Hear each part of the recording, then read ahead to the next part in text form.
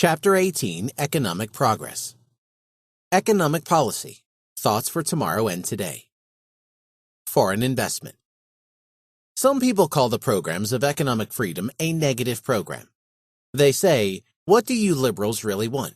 You are against socialism, government intervention, inflation, labor union violence, protective tariffs. You say no to everything. I would call this statement a one-sided and shallow formulation of the problem. For it is possible to formulate a liberal program in a positive way. If a man says, I am against censorship, he is not negative. He is in favor of authors having the right to determine what they want to publish without the interference of government. This is not negativism, this is precisely freedom. Of course, when I use the term liberal with respect to the conditions of the economic system, I mean liberal in the old classical sense of the word. Today, most people regard the considerable differences in the standard of living between many countries as unsatisfactory. 200 years ago, conditions in Great Britain were much worse than they are today in India. But the British in 1750 did not call themselves undeveloped or backward, because they were not in a position to compare the conditions of their country with those of countries in which economic conditions were more satisfactory.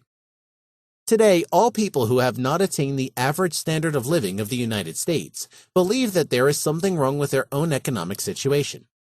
Many of these countries call themselves developing countries, and as such are asking for aid from the so-called developed or even overdeveloped countries. Let me explain the reality of this situation. The standard of living is lower in the so-called developing countries because the average earnings for the same type of labor is lower in those countries than it is in some countries of Western Europe, Canada, Japan, and especially in the United States. If we try to find the reasons for this difference, we must realize that it is not due to an inferiority of the workers or other employees. There prevails among some groups of North American workers a tendency to believe that they themselves are better than other people, that it is through their own merit that they are getting higher wages than other people. It would only be necessary for an American worker to visit another country, let us say Italy, where many American workers came from, in order to discover that it is not his personal qualities, but the conditions in the country that made it possible for him to earn higher wages. If a man from Sicily immigrates to the United States, he can very soon earn the wage rates that are customary in the United States. And if the same man returns to Sicily, he will discover that his visit to the United States did not give him qualities which would permit him to earn higher wages in Sicily than his fellow countrymen. Nor can one explain this economic situation by assuming any inferiority on the part of the entrepreneurs outside the United States. It is a fact that outside of the United States, Canada, Western Europe, and certain parts of Asia, the equipment of the factories and the technological methods employed are by and large inferior to those within the United States. But this is not due to the ignorance of the entrepreneurs in those undeveloped countries. They know very well that the factories in the United States and Canada are much better equipped. They themselves know everything they must know about technology, and if they do not, they have the opportunity to learn what they must know from textbooks and technical magazines, which disseminate this knowledge. Once again, the difference is not personal inferiority or ignorance. The difference is the supply of capital, the quantity of capital goods available. In other words, the amount of capital invested per unit of the population is greater in the so-called advanced nations than in the developing nations. A businessman cannot pay a worker more than the amount added by the work of this employee to the value of the product. He cannot pay him more than the customers are prepared to pay for the additional work of this individual worker. If he pays him more, he will not recover his expenditures from the customers. He incurs losses, and as I have pointed out again and again, and as everybody knows, a businessman who suffers losses must change his methods of business or go bankrupt. The economists describe this state of affairs by saying, wages are determined by the marginal productivity of labor. This is only another expression for what I have just said before. It is a fact that the scale of wages is determined by the amount a man's work increases the value of the product. If a man works with better and more efficient tools, then he can perform in 1 hour much more than a man who works 1 hour with less efficient instruments. It is obvious that 100 men working in an American shoe factory, equipped with the most modern tools and machines, produce much more in the same length of time than 100 shoemakers in India, who have to work with old-fashioned tools in a less sophisticated way. The employers in all of these developing nations know very well that better tools would make their own enterprises more profitable. They would like to build more and better factories. The only thing that prevents them from doing it is the shortage of capital. The difference between the less developed and the more developed nations is a function of time. The British started to save sooner than all other nations. They also started sooner to accumulate capital and to invest it in business. Because they started sooner, there was a higher standard of living in Great Britain, when in all other European countries there was still a lower standard of living.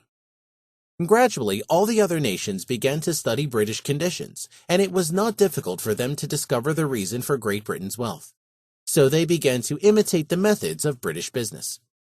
Since other nations started later, and since the British did not stop investing capital, there remained a large difference between conditions in England and conditions in those other countries. But something happened which caused the head start of Great Britain to disappear. What happened was the greatest event in the history of the 19th century, and this means not only in the history of an individual country. This great event was the development in the 19th century of foreign investment. In 1817, the great British economist Ricardo still took it for granted that capital could be invested only within the borders of a country. He took it for granted that capitalists would not try to invest abroad. But a few decades later, capital investment abroad began to play a most important role in world affairs. Without capital investment, it would have been necessary for nations less developed than Great Britain to start with the methods and the technology with which the British had started in the beginning and middle of the 18th century, and slowly, step by step, always far below the technological level of the British economy, try to imitate what the British had done. It would have taken many decades for these countries to attain the standard of technological development which Great Britain had reached 100 years or more before them. But the great event that helped all these countries was foreign investment. Foreign investment meant that British capitalists invested British capital in other parts of the world.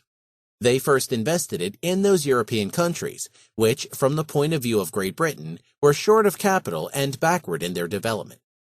It is a well-known fact that the railroads of most European countries, and also of the United States, were built with the aid of British capital. You know that the same happened in this country, in Argentina. The gas companies in all the cities of Europe were also British. In the mid-1870s, a British author and poet criticized his countrymen. He said, "The British have lost their old vigor, and they have no longer any new ideas. They are no longer an important or leading nation in the world." To which Herbert Spencer, the great sociologist, answered, "Look at the European continent. All European capitals have light because a British gas company provides them with gas." This was, of course, in what seems to us the remote age of gas lighting. Further answering this British critic, Herbert Spencer added, "You say that the Germans are far ahead of Great Britain. But look at Germany.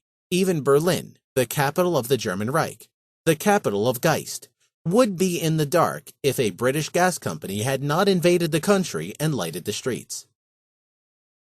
In the same way, British capital developed the railroads and many branches of industry in the United States. And of course, as long as a country imports capital, its balance of trade is what the non-economists call unfavorable. That means that it has an excess of imports over exports. The reason for the favorable balance of trade of Great Britain was that the British factories sent many types of equipment to the United States, and this equipment was not paid for by anything other than shares of American corporations.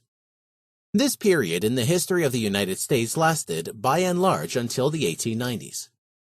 But when the United States, with the aid of British capital, and later with the aid of its own pro-capitalistic policies, developed its own economic system in an unprecedented way, the Americans began to buy back the capital stocks they had once sold to foreigners. Then, the United States had a surplus of exports over imports.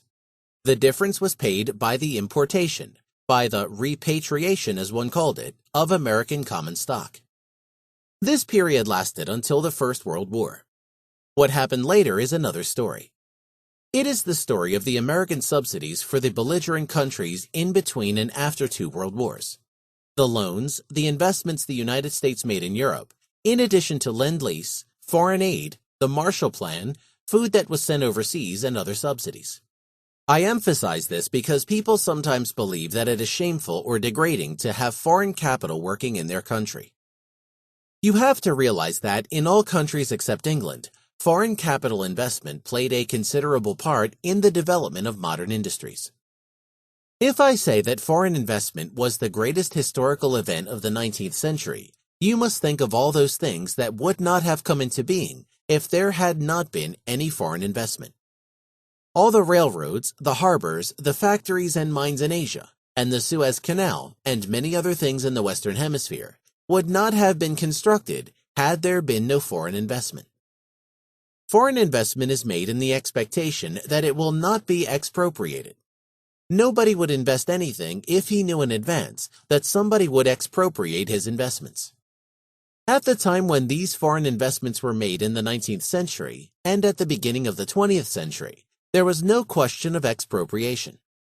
From the beginning, some countries showed a certain hostility toward foreign capital, but for the most part they realized very well that they derived an enormous advantage from these foreign investments.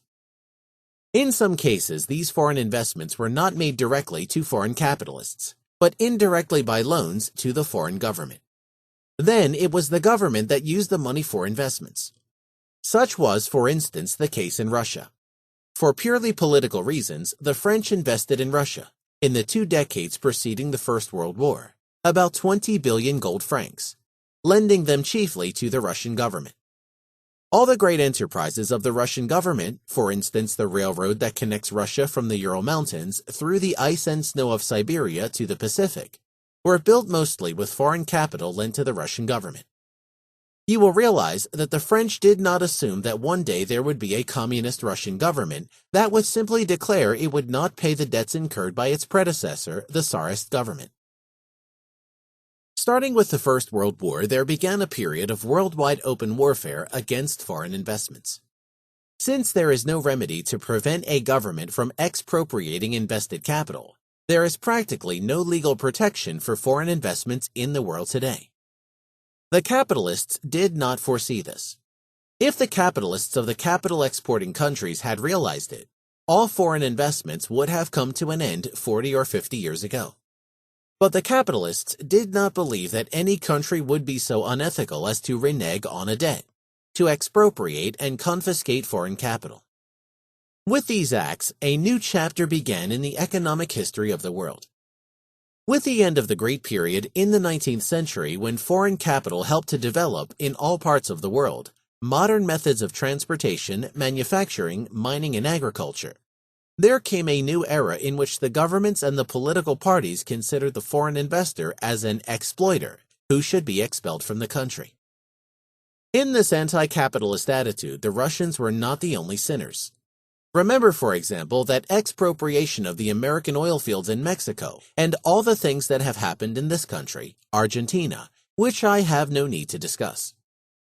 The situation in the world today, created by the system of expropriation of foreign capital, consists either of direct expropriation or of indirect expropriation through foreign exchange control or tax discrimination. This is mainly a problem of developing nations. Take, for instance, the biggest of these nations, India. Under the British system, British capital, predominantly British capital but also capital of other European countries, was invested in India. And the British exported to India something else which also has to be mentioned in this connection. They exported into India modern methods of fighting contagious diseases. The result was a tremendous increase in the Indian population and a corresponding increase in the country's troubles. Facing such a worsening situation, India turned to expropriation as a means of dealing with its problems. But it was not always direct expropriation. The government harassed foreign capitalists, hampering them in their investments in such a way that these foreign investors were forced to sell out. India could, of course, accumulate capital by another method, the domestic accumulation of capital. However, India is as hostile to the domestic accumulation of capital as it is to foreign capitalists. The Indian government says it wants to industrialize India, but what it really has in mind is to have socialist enterprises. A few years ago, the famous statesman Jawaharlal Nehru published a collection of his speeches. The book was published with the intention of making foreign investment in India more attractive. The Indian government is not opposed to foreign investment before it is invested. The hostility begins only when it is already invested. In this book, I am quoting literally from the book, Mr. Nehru said, "Of course, we want to socialize, but we are not opposed to private enterprise. We want to encourage in every way private enterprise. We want to promise the entrepreneurs who invest in our country that we will not expropriate them nor socialize them for 10 years, perhaps even for a longer time." And he thought this was an invitation to come to India. The problem, as you know, is domestic capital accumulation. In all countries today, there are very heavy taxes on corporations. In fact, there is double taxation on corporations. First, the profits of corporations are taxed very heavily, and the dividends which corporations pay to their shareholders are taxed again. And this is done in a progressive way. Progressive taxation of income and profits means that precisely those parts of the income which people would have saved and invested are taxed away. Take the example of the United States. A few years ago, there was an excess profit tax, which meant that out of $1 earned, a corporation retained only 18 cents. When these 18 cents were paid out to the shareholders, those who had a great number of shares had to pay another 60 or 80 or even greater percent of it in taxes. Out of the dollar of profit, they retained about 7 cents, and 93 cents went to the government. Of this 93%, the greater part would have been saved and invested. Instead, the government used it for current expenditure. This is the policy of the United States. I think I have made it clear that the policy of the United States is not an example to be imitated by other countries. This policy of the United States is worse than bad, it is insane. The only thing I would add is that a rich country can afford more bad policies than a poor country. In the United States, in spite of all these methods of taxation, there is still some additional accumulation of capital and investment every year, and therefore there is still a trend toward an improvement of the standard of living. But in many other countries, the problem is very critical. There is no, or not sufficient, domestic saving, and capital investment from abroad is seriously reduced by the fact that these countries are openly hostile to foreign investment. How can they talk about industrialization, about the necessity to develop new plants, to improve conditions, to raise the standard of living, to have higher wage rates, better means of transportation, if they are doing things that will have precisely the opposite effect? What their policies actually accomplish is to prevent or to slow down the accumulation of domestic capital and to put obstacles in the way of foreign capital. The end result is certainly very bad. Such a situation must bring about a loss of confidence, and there is now more and more distrust of foreign investment in the world. Even if the countries concerned were to change their policies immediately and were to make all possible promises, it is very doubtful that they could once more inspire foreign capitalists to invest. There are, of course, some methods to avoid this consequence. One could establish some international statutes, not only agreements, that would withdraw the foreign investments from national jurisdiction. This is something the United Nations could do. But the United Nations is simply a meeting place for useless discussions. Realizing the enormous importance of foreign investment, realizing that foreign investment alone can bring about an improvement in political and economic world conditions, one could try to do something from the point of view of international legislation. This is a technical legal problem, which I only mention because the situation is not hopeless.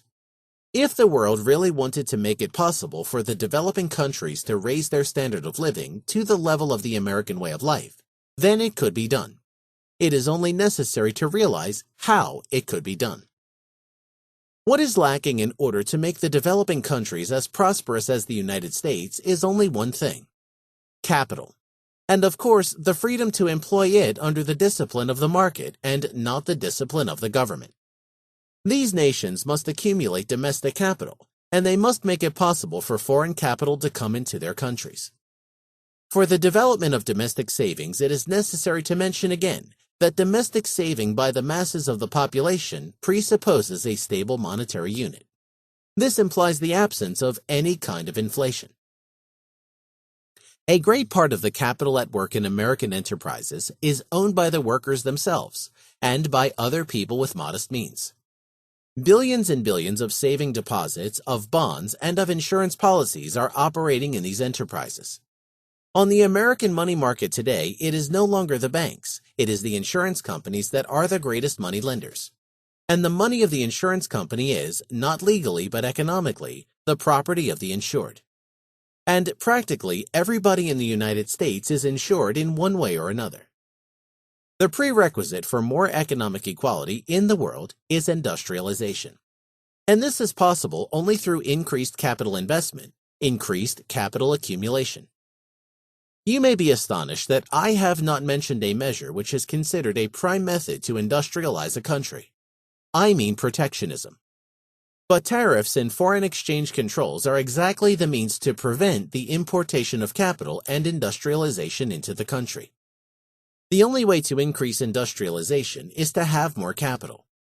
Protectionism can only divert investments from one branch of business to another branch.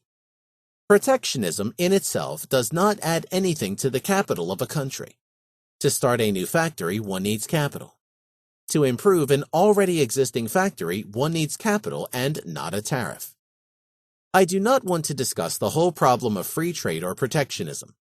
I hope that most of your textbooks on economics represent it in a proper way. Protection does not change the economic situation in a country for the better. And what certainly does not change it for the better is labor unionism. If conditions are unsatisfactory, if wages are low, if the wage earner in a country looks to the United States and reads about what is going on there, if he sees in the movies how the home of an average American is equipped with all modern comforts, he may be envious. He is perfectly right in saying we ought to have the same thing, but the only way to obtain it is through an increase in capital. Labor unions use violence against entrepreneurs and against people they call strikebreakers. Despite their power and their violence, however, unions cannot raise wage rates continually for all wage earners. Equally ineffective are government decrees fixing minimum wage rates. What the unions do bring about, if they succeed in raising wage rates, is permanent lasting unemployment.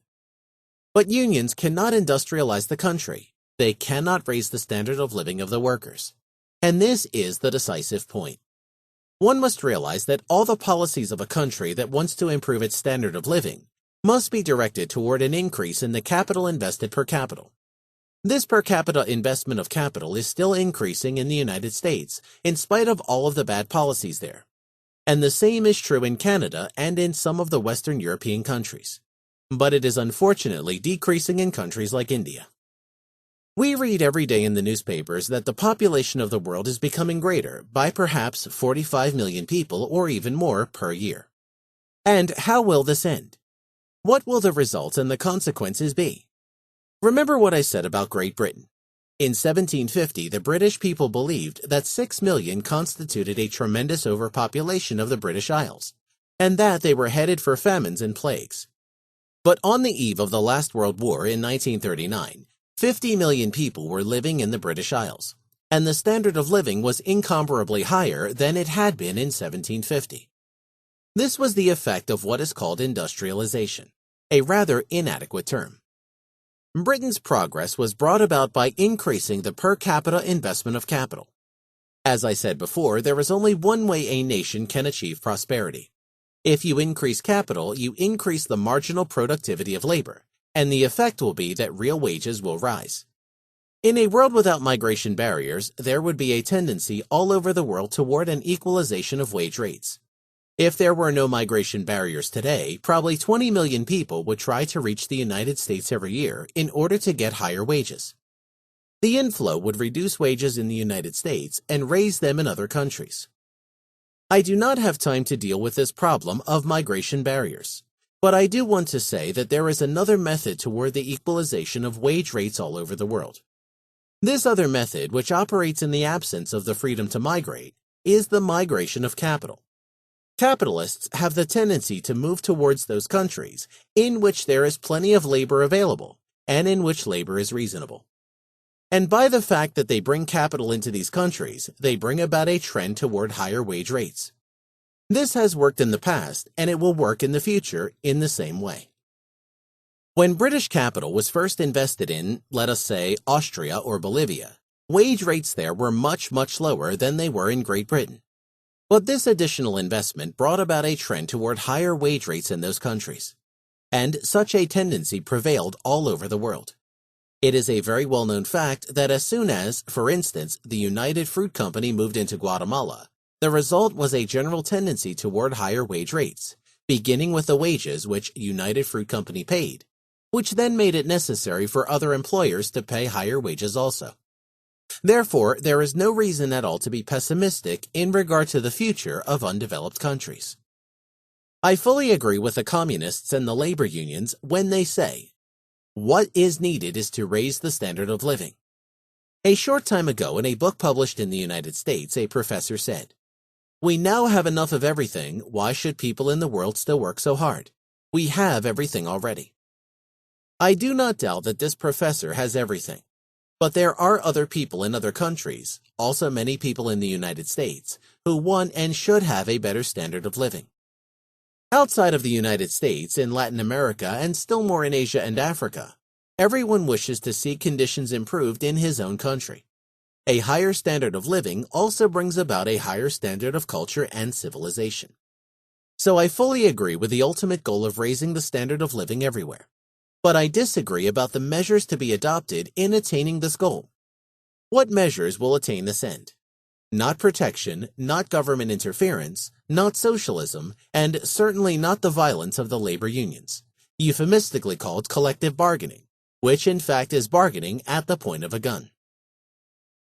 To attain the end as I see it, there is only one way. It is a slow method. Some people may say it is too slow. But there are no shortcuts to an earthly paradise. It takes time and one has to work. But it does not take as much time as people believe, and finally an equalization will come. Around 1840, in the western part of Germany, in Swabia and Württemberg, which was one of the most industrialized areas in the world, it was said, "We can never attain the level of the British. The English have a head start and they will forever be ahead of us." 30 years later, the British said, "This German competition we cannot stand.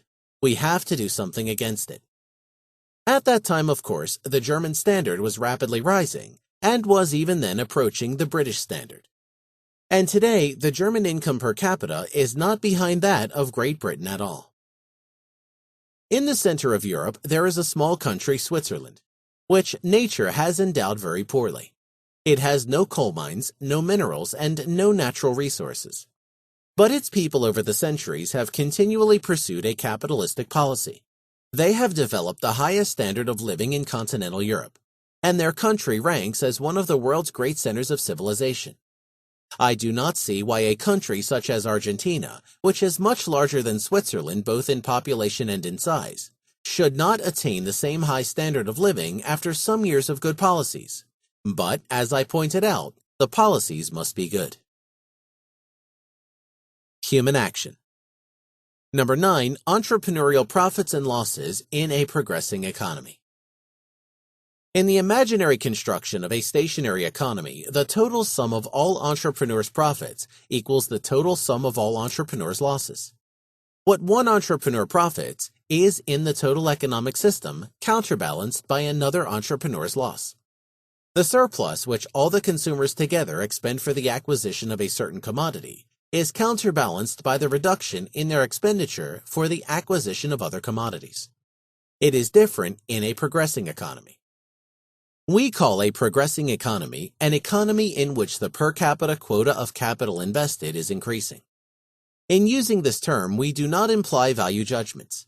We adopt neither the materialistic view that such a progression is good, nor the idealistic view that it is bad, or at least irrelevant from a higher point of view. Of course, it is a well-known fact that the immense majority of people consider the consequences of progress in this sense as the most desirable state of affairs and yearn for conditions which can be realized only in a progressing economy. In the stationary economy, the entrepreneurs, in the pursuit of their specific functions, cannot achieve anything other than to withdraw factors of production, provided that they are still convertible from one line of business in order to employ them in another line, or to direct the restoration of the equivalent of capital goods used up in the course of production processes toward the expansion of certain branches of industry at the expense of other branches. In the progressing economy, the range of entrepreneurial activities includes, moreover, the determination of the employment of the additional capital goods accumulated by new savings. The injection of these additional capital goods is bound to increase the total sum of the income produced, i.e., of that supply of consumers' goods, which can be consumed without diminishing the capital equipment used in its production, thereby without impairing the output of future production. The increase of income is effected either by an expansion of production without altering the technological methods of production, or by an improvement in technological methods which would not have been feasible under the previous conditions of a less ample supply of capital goods. It is out of this additional wealth that the surplus of the total sum of entrepreneurial profits over the total sum of entrepreneurial losses flows. But it can be easily demonstrated that this surplus can never exhaust the total increase in wealth brought about by economic progress. The laws of the market divide this additional wealth between the entrepreneurs and the suppliers of labor, and those of certain material factors of production, in such a way that the lion's share goes to the non-entrepreneurial groups. First of all, we must realize that entrepreneurial profits are not a lasting phenomenon but only temporary. There prevails an inherent tendency for profits and losses to disappear. The market is always moving toward the emergence of the final prices and the final state of rest. If new changes in the data were not to interrupt this movement and not to create the need for a new adjustment of production to the altered conditions, the prices of all complementary factors of production would, due allowance being made for time preference, finally equal the price of the product, and nothing would be left for profits or losses. In the long run, every increase in productivity benefits exclusively the workers and some groups of the owners of land and of capital goods. In the groups of the owners of capital goods, there are benefited. Number 1, those whose savings has increased the quantity of capital goods available. They own this additional wealth, the outcome of their restraint in consuming. Number 2, the owners of those capital goods already previously existing, which, thanks to the improvement in technological methods of production, are now better utilized than before. Such gains are, of course, temporary only. They are bound to disappear as they cause a tendency toward an intensified production of the capital goods concerned. On the other hand, the increase in the quantity of capital goods available lowers the marginal productivity of capital. It thus brings about a fall in the prices of the capital goods, and thereby hurts the interests of all those capitalists who did not share at all or not sufficiently in the process of saving and the accumulation of the additional supply of capital goods. In the group of the landowners, all those are benefited for whom the new state of affairs results in a higher productivity of their farms, forests, fisheries, mines, and so on. On the other hand, all those are hurt whose property may become submarginal on account of the higher return yielded by the land owned by those benefited. In the group of labor, all derive a lasting gain from the increase in the marginal productivity of labor. But, on the other hand, in the short run, some may suffer disadvantages. These are people who are specialized in the performance of work, which becomes obsolete as a result of technological improvement, and are fitted only for jobs in which, in spite of the general rise in wage rates, they earn less than before. All these changes in the prices of the factors of production begin immediately with the initiation of the entrepreneurial actions designed to adjust the processes of production to the new state of affairs. In dealing with this problem, as with the other problems of changes in the market data, we must guard ourselves against the popular fallacy of drawing a sharp line between short-run and long-run effects. What happens in the short run is precisely the first stages of the chain of successive transformations, which tend to bring about the long-run effects. The long-run effect is, in our case, the disappearance of entrepreneurial profits and losses. The short-run effects are the preliminary stages of this process of elimination, which finally, if not interrupted by a further change in the data, would result in the emergence of the evenly rotating economy. It is necessary to comprehend that the very appearance of an excess in the total amount of entrepreneurial profits over the total amount of entrepreneurial losses depends upon the fact that this process of the elimination of entrepreneurial profit and loss begins at the same time as the entrepreneurs begin to adjust the complex of production activities to the changed data. There is never, in the whole sequence of events, an instant in which the advantage is derived from the increase in the amount of capital available, and from technical improvements, benefit the entrepreneurs only. If the wealth and the income of the other strata were to remain unaffected, these people could buy the additional products only by restricting their purchases of other products accordingly. Then the profits of one group of entrepreneurs would exactly equal the losses incurred by other groups. What happens is this. The entrepreneurs embarking upon the utilization of the newly accumulated capital goods and the improved technological methods of production are in need of complementary factors of production. Their demand for these factors is a new additional demand which must raise their prices. Only as far as this rise in prices and wage rates occurs are the consumers in a position to buy the new products without curtailing the purchase of other goods. Only so far can a surplus of the total sum of all entrepreneurial profits over all entrepreneurial losses come into existence. The vehicle of economic progress is the accumulation of additional capital goods by means of saving and improvement in technological methods of production, the execution of which is almost always conditioned by the availability of such new capital. The agents of progress are the promoting entrepreneurs intent upon profiting by means of adjusting the conduct of affairs to the best possible satisfaction of the consumers. In the performance of their projects for the realization of progress, they are bound to share the benefits derived from progress with the workers, and also with a part of the capitalists and landowners, and to increase the portion allotted to these people step by step until their own share melts away entirely. From this it becomes evident that it is absurd to speak of a rate of profit, or a normal rate of profit, or an average rate of profit. Profit is not related to or dependent on the amount of capital employed by the entrepreneur. Capital does not beget profit.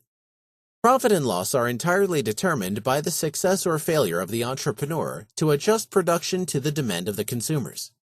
There is nothing normal in profits, and there can never be an equilibrium with regard to them. Profit and loss are, on the contrary, always a phenomenon of a deviation from normalcy, of changes unforeseen by the majority, and of a disequilibrium. They have no place in an imaginary world of normalcy and equilibrium. In a changing economy, there prevails always an inherent tendency for profits and losses to disappear. It is only the emergence of new changes which revives them again. Under stationary conditions, the average rate of profits and losses is zero. An excess of the total amount of profits over that of losses is a proof of the fact that there is economic progress and an improvement in the standard of living of all strata of the population. The greater this excess is, the greater is the increment in general prosperity. Many people are utterly unfit to deal with the phenomenon of entrepreneurial profit without indulging in envious resentment. In their eyes, the source of profit is exploitation of the wage earners and the consumers, i.e., an unfair reduction in wage rates and a no less unfair increase in the prices of the products. By rights, there should not be any profits at all. Economics is indifferent with regard to such arbitrary value judgments. It is not interested in the problem of whether profits are to be approved or condemned from the point of view of an alleged natural law and of an alleged eternal and immutable code of morality, about which personal intuition or divine revelation are supposed to convey precise information. Economics merely establishes the fact that entrepreneurial profits and losses are essential phenomena of the market economy. There cannot be a market economy without them. It is certainly possible for the police to confiscate all profits, but such a policy would by necessity convert the market economy into a senseless chaos. Man has, there is no doubt, the power to destroy many things, and he has made in the course of history ample use of this faculty. He could destroy the market economy too. If those self-styled moralists were not blinded by their envy, they would not deal with profit without dealing simultaneously with its corollary, loss. They would not pass over in silence The fact that the preliminary conditions of economic improvement are an achievement of those whose saving accumulates the additional capital goods, and of the inventors, and that the utilization of these conditions for the realization of economic improvement is effected by the entrepreneurs. The rest of the people do not contribute to progress, but they are benefited by the horn of plenty which other people's activities pour upon them.